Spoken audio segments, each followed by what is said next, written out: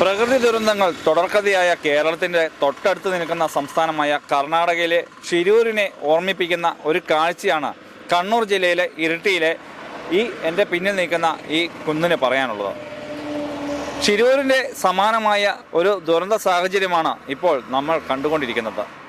ഈ മലയിടിഞ്ഞാൽ ഈ മലയ്ക്ക് താഴെ പാർക്ക് ചെയ്തിരിക്കുന്ന വാഹനങ്ങളും തൊട്ടടുത്തുള്ള ഇരിട്ടിപ്പുഴയും എല്ലാം ഷിരൂരിന് സമാനമാണ്.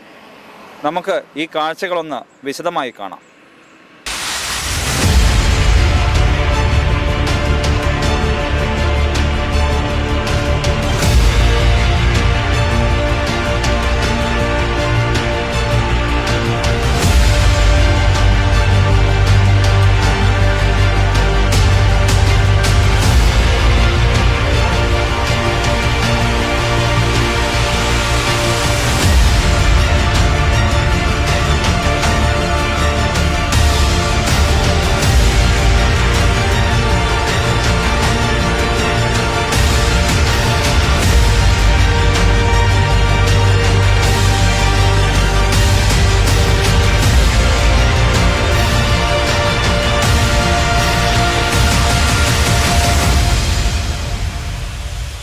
ഇരിട്ടി കൂട്ടുപുഴ അന്തർ സംസ്ഥാന പാതയിൽ ഇരിട്ടി പാലത്തിന് സമീപത്തുള്ള ഇരിട്ടിക്കുന്നും മണ്ണിടിച്ചിൽ ഭീഷണിയിലാണ്.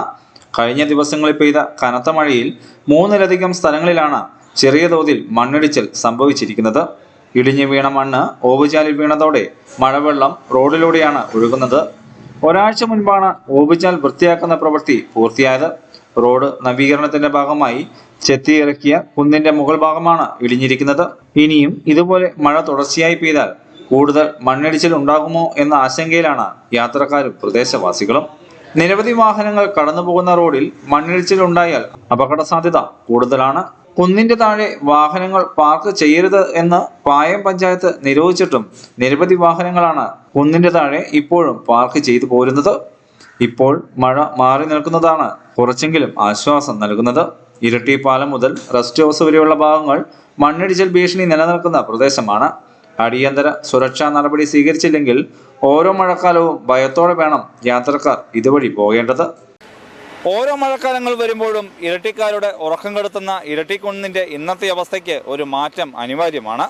ഗ്രാൻഡ് വിഷന് വേണ്ടി ക്യാമറമാൻ ജസ്റ്റിൻ സജിക്കൊപ്പം ഡോളമി മുണ്ടാനൂർ.